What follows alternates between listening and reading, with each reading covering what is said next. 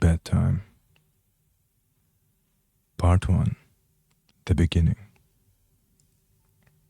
Bedtime is supposed to be a happy event for a tired child, but for me, it was terrifying. While some children might complain about being put to bed before they have finished watching a film or playing their favorite video game, when I was a child, nighttime was something to truly fear. Somewhere in the back of my mind, it still is. As someone who is trained in the sciences, I cannot prove that what happened to me was objectively real, but I can swear that what I experienced was genuine horror, a fear which in my life, I'm glad to say, has never been equaled. I will relate it to you all now as best as I can. Make of it what you will, but I'll be glad just to get it off my chest. I can't remember exactly when it started, but my apprehension towards falling asleep seemed to correspond with me being moved into a room of my own. I was 8 years old at the time, and until then, I had shared a room, quite happily, with my older brother. As is perfectly understandable for a boy 5 years my senior, my brother eventually wished for a room of his own, and as a result, I was given the room at the back of the house. It was a small, narrow, yet oddly elongated room, large enough for a bed and a couple of chest drawers, but not much else. I couldn't really complain because, even at that age, I understood that we did not have a large house, and I had no real cause to be disappointed. As my family was both loving and caring, it was a happy childhood. During the day, a solitary window looked out onto our back garden. Nothing out of the ordinary, but even during the day, the light which crept into that room seemed almost hesitant. As my brother was giving a new bed, I was giving the bunk beds, which we used to share. While I was upset about sleeping on my own, I was excited at the thought of being able to sleep in the top bunk, which seemed far more adventurous to me. From the very first night, I remember a strange feeling of unease creeping slowly from the back of my mind. I lay on the top bunk, staring down at my action figures and cars strewn across the green-blue carpet. As imaginary battles and adventures took place between the toys on the floor, I could not help but feel that my eyes were being slowly drawn towards the bottom bunk, as if something was moving in the corner of my eye, something which did not wish to be seen. The bunk was empty, impeccably made, with a dark blue blanket tucked in neatly, partially covering two rather bland white pillows. I didn't think anything of it at the time.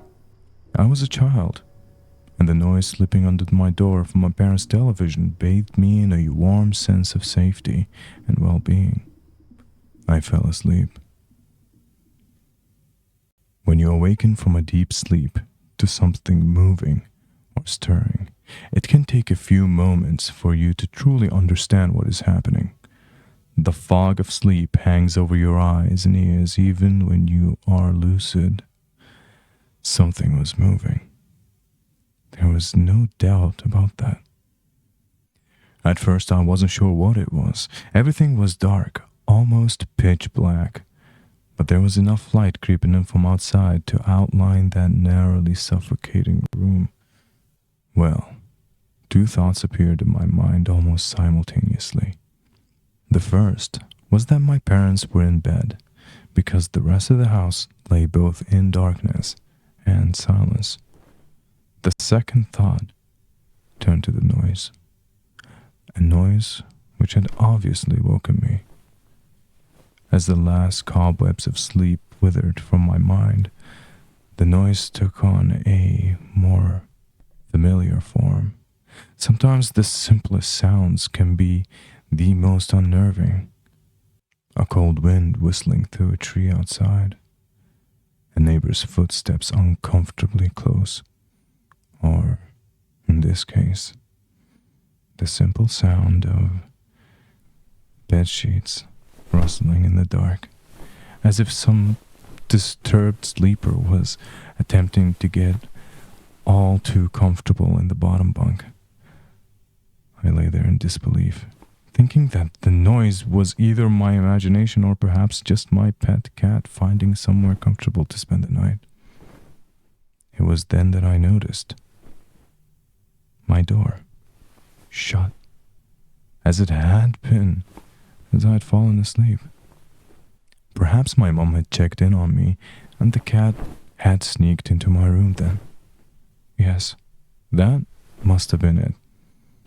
I turned to face the wall, closing my eyes in the vain hope that I could fall back to sleep. As I moved, the rustling noise from underneath me ceased. I thought that I must have disturbed my cat, but quickly I realized that the visitor in the bottom bunk was much less mundane than my pet and much more sinister. As if alerted to and disgruntled by my presence, the disturbed sleeper began to toss and turn violently, like a child having a tantrum in their bed. I could hear the sheets twist and turn with increasing ferocity. Fear then gripped me, not like the subtle sense of unease I had experienced earlier, but now potent and terrifying. My heart raced as my eyes panicked, scanning the almost impenetrable darkness. I let out a cry. As most young boys do, I instinctively shouted on my mother. I could hear something stir on the other side of the house, but as I began to breathe a sigh of relief that my parents were coming to save me, the bunk bed suddenly started to shake violently as if gripped by an earthquake.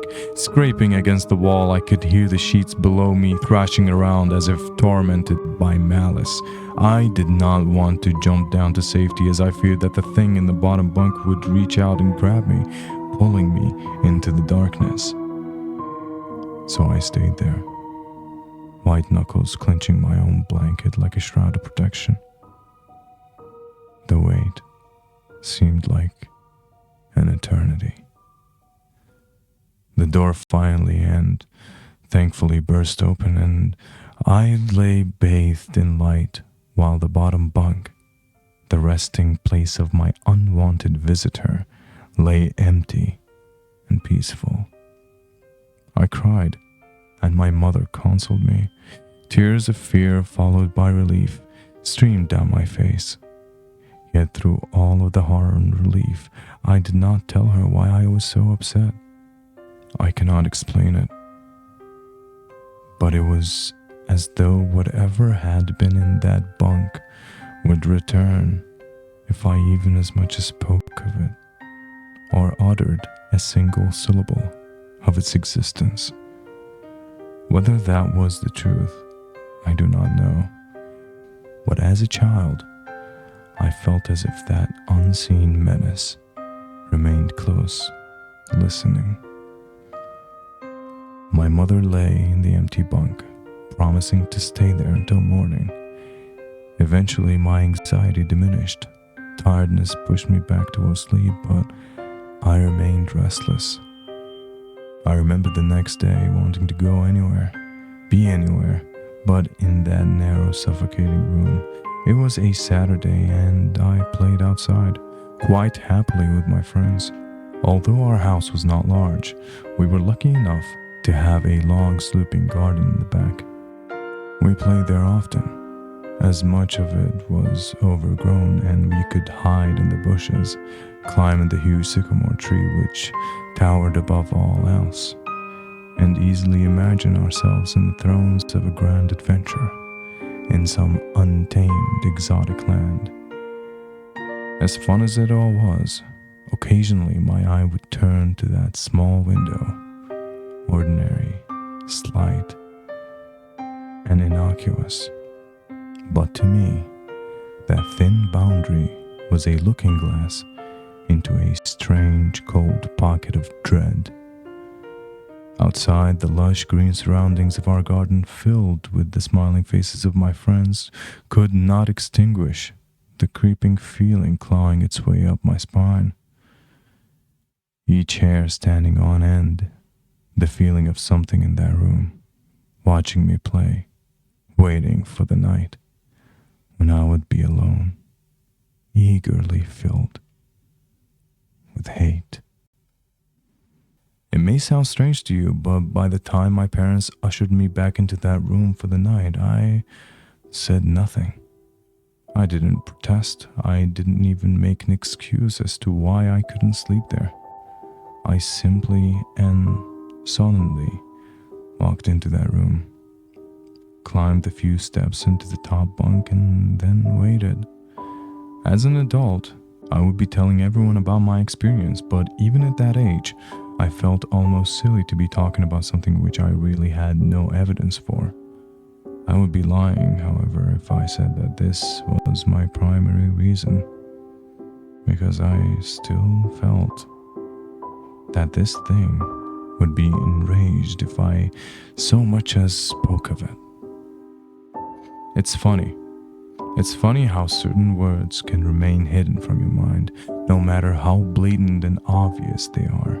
One word came to me that second night, laying there in the darkness alone, frightened, aware of a rotten change in the atmosphere, a thickening of the air as if something had displaced it, as I heard the first casual twists of the bed sheets below, the first anxious increase of my heartbeat at the realization that something was once again in the bottom bunk. That word, a word which had been sent into exile, filtered up through my consciousness, breaking free of all repression, gasping for air, screaming, itching, and carving itself into my mind. Ghost. As this thought came to me, I noticed that my unwelcome visitor had ceased moving. The bedsheets lay calm and dormant, but they had been replaced by something far more hideous. A slow, rhythmic, rasping breath heaved and escaped from the thing below. I could imagine its chest rising and falling with each sordid, wheezing, and grappling breath. I shuddered and hoped beyond all hope that it would leave without occurrence. The house lay as it had the previous night, in a thick blanket of darkness. Silence prevailed, all but the perverted breath of my as yet unseen bunkmate. I lay there terrified. I just wanted this thing to go, to leave me alone. What did it want? Then something unmistakably chilling transpired. It moved. It moved in a way different from before, when it threw itself around the bottom bunk as it seemed unrestrained, without purpose, almost animalistic. This movement, however, was driven by awareness, with purpose, with a goal in mind. For that thing laying there in the darkness, that thing which seemed intent on terrorizing me, calmly and nonchalantly sat up. Its labored breathing had become louder, as now only a mattress and a few flimsy wooden slats separated my body from the unearthly breath below. I lay there, my eyes filled with tears. A fear which mere words cannot relate to you or anyone else coursed through my veins, as I would not have believed that this fear could have been heightened. But I was so wrong. I imagined what this thing would look like, sitting there, listening from below my mattress, hoping to catch the slightest hint that I was awake. Imagination then turned to an unnerving reality. It began to touch the wooden slats which my mattress sat on. It seemed to caress them carefully, running from what I imagined to be fingers and hands across the surface of the wood. Then, with great force, it prodded angrily between the two slats, into the mattress, even through the padding.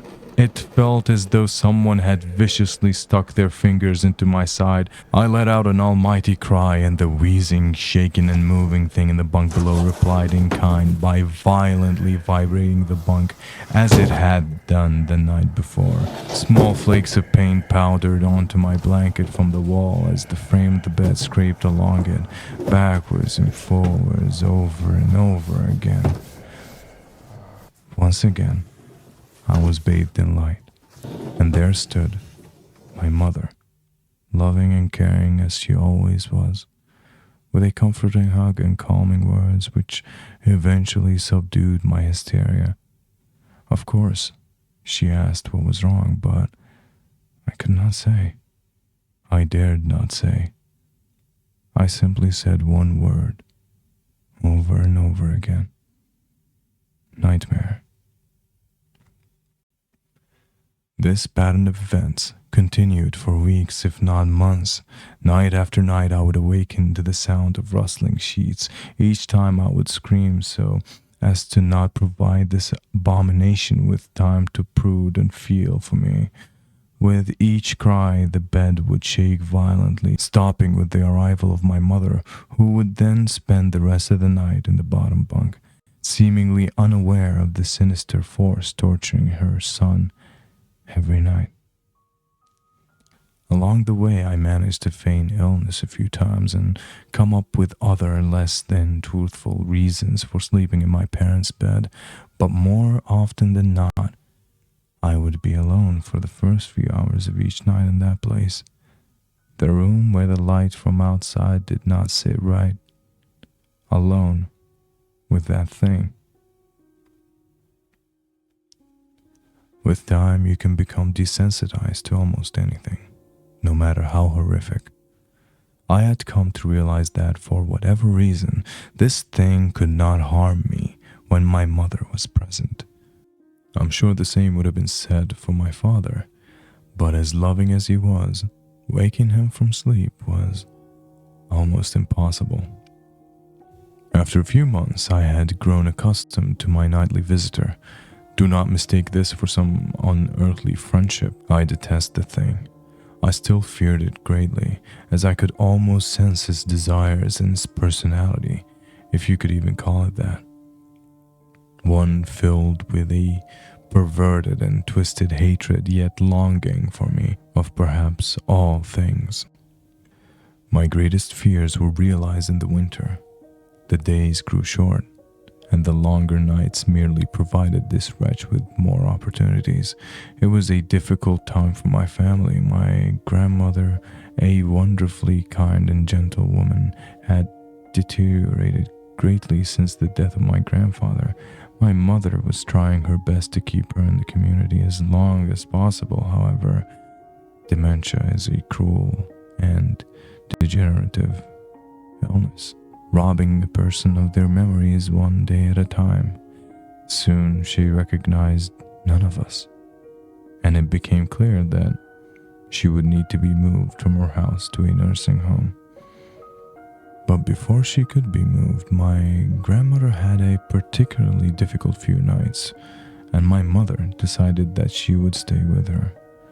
As much as I loved my grandmother and felt nothing but anguish at her illness, to this day I feel guilty that my first thoughts were not of her, but of what my nightly visitor may do should it become aware of my mother's absence, her presence being the one thing which I was sure was protecting me from the full horror of this thing's reach. I rushed home from school that day and immediately wrenched the bed sheets and mattresses from the lower bunk, removing all of the slats and placing an old desk, a chest of drawers, and some chairs which we kept in a cupboard where the bottom bunk used to be. I told my father I was making an office, which he found adorable, but I would be damned if I'd give that thing a place to sleep for one more night. As darkness approached, I lay there knowing my mother was not in the house. I did not know what to do. My only impulse was to sneak into her jewelry box and take a small family crucifix which I had seen there before. While my family was not very religious, at that age I still believed in God and hoped that somehow this would protect me. Although fearful and anxious while gripping the crucifix under my pillow tightly in one hand, sleep eventually came, and as I drifted off to dream, I hoped that I would awaken into the morning without incidents. Unfortunately, that night was the most terrifying of all. I woke gradually. The room was once again dark. As my eyes adjusted, I could gradually make out the window and the door, the walls, some toys on the shelf, and even to this day I shudder to think of it. There was no noise, no rustling of bed sheets, no movement at all. The room felt lifeless. Lifeless, yet not empty. The nightly visitor, that unwelcome, wheezing, hateful thing which had terrorized me night after night, was not in the bottom bunk. No, it was in my bed.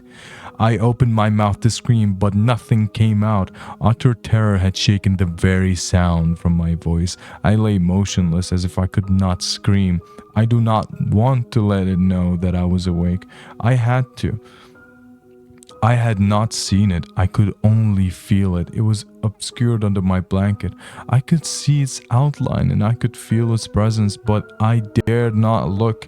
The weight of it pressed down on top of me, a sensation I will never forget. When I say that hours passed, I do not exaggerate. Laying there motionless in the darkness, I was every bit as scared and a frightened young boy.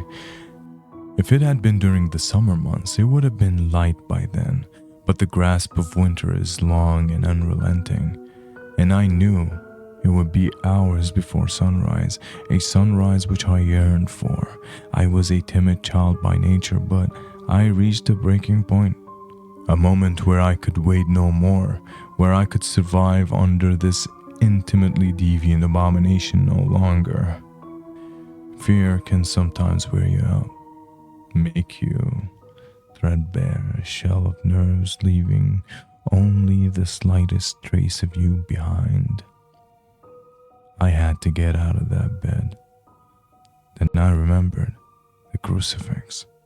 My hand still lay underneath the pillow, but it was empty.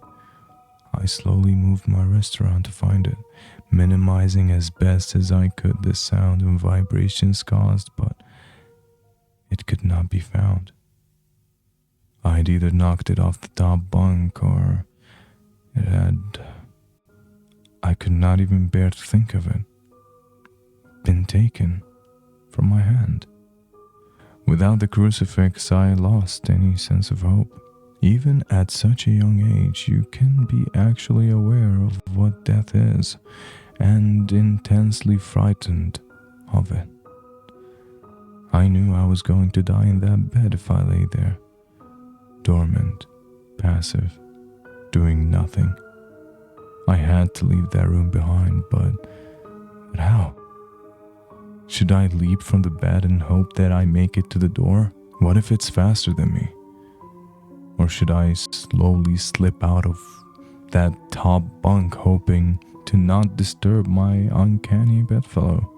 Realizing that it had not stirred when I moved trying to find the crucifix, I began to have the strangest of thoughts. What if it was asleep? It hadn't so much as breathed since I had woken up. Perhaps it was resting, believing that it had finally got me, that I was finally in its grasp, or perhaps it was toying with me. After all, it had been doing just that for countless nights. And now with me under it, pinned against my mattress with no mother to protect me.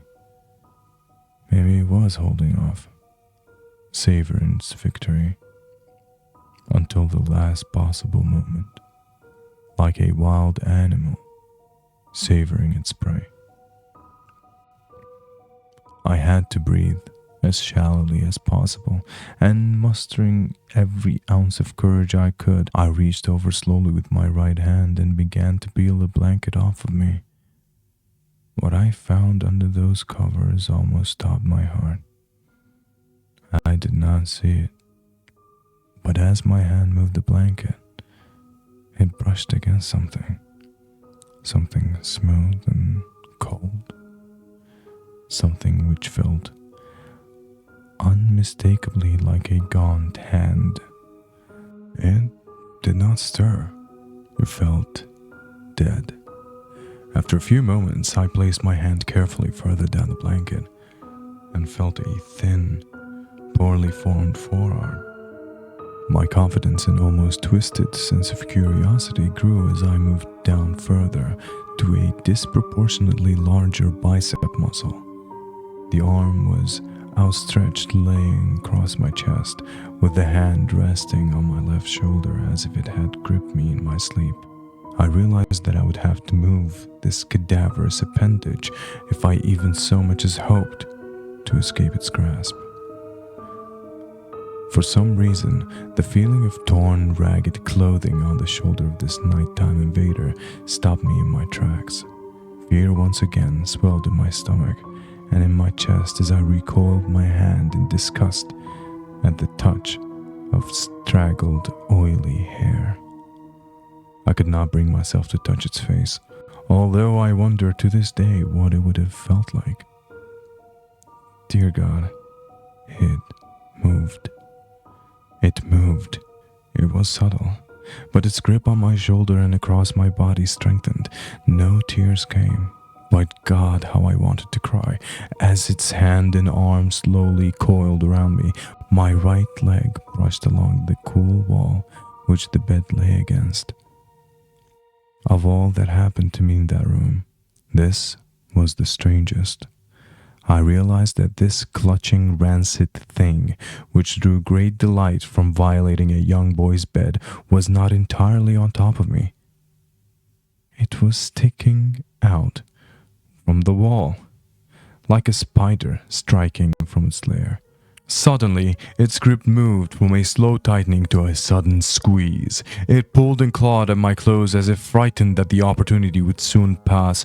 I fought against it, but its emaciated arm was too strong for me. The head rose up, writhing and contorting under the blanket. I now realized where it was taking me, into the wall. I fought for my dear life. I cried, and suddenly my voice returned to me, yelling, screaming, but no one came. Then I realized why I was so eager to suddenly strike, why this thing had to have me now. Through my window, that window which seemed to represent so much malice from outside, streaked hope.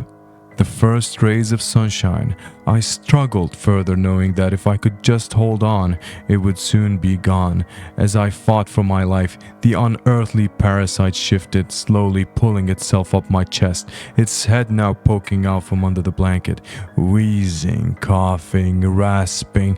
I do not remember its features, I simply remember its breath against my face, foul and as cold as ice. As the sun broke over the horizon, that dark place, that suffocating room of contempt, was washed, bathed in sunlight.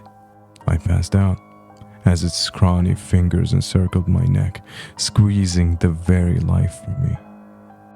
I awoke to my father offering to make me some breakfast. A wonderful sight, indeed. I had survived the most horrible experience of my life until then. And now, I moved the bed away from the wall, leaving behind the furniture I had believed would stop that thing from taking the bed. Little did I think that it would try to take mine and me. Weeks passed without incidents. Yet, one cold, frost-bitten night, I awoke to the sound of the furniture where the bunk beds used to be, vibrating violently.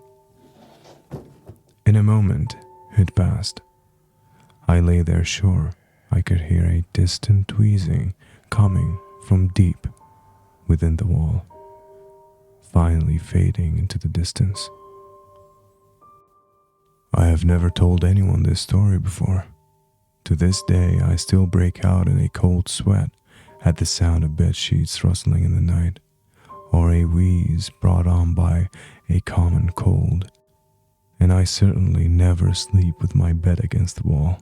Call it superstition if you will, but as I said, I cannot discount conventional explanations such as sleep paralysis, hallucination, or that of an overactive imagination, but what I can say is this. The following year, I was given a large room on the other side of the house, and my parents took that strangely suffocating, elongated place as their bedroom. They said they didn't need a large room, just one big enough for a bed and a few things. They lasted 10 days, and we moved on the 11th.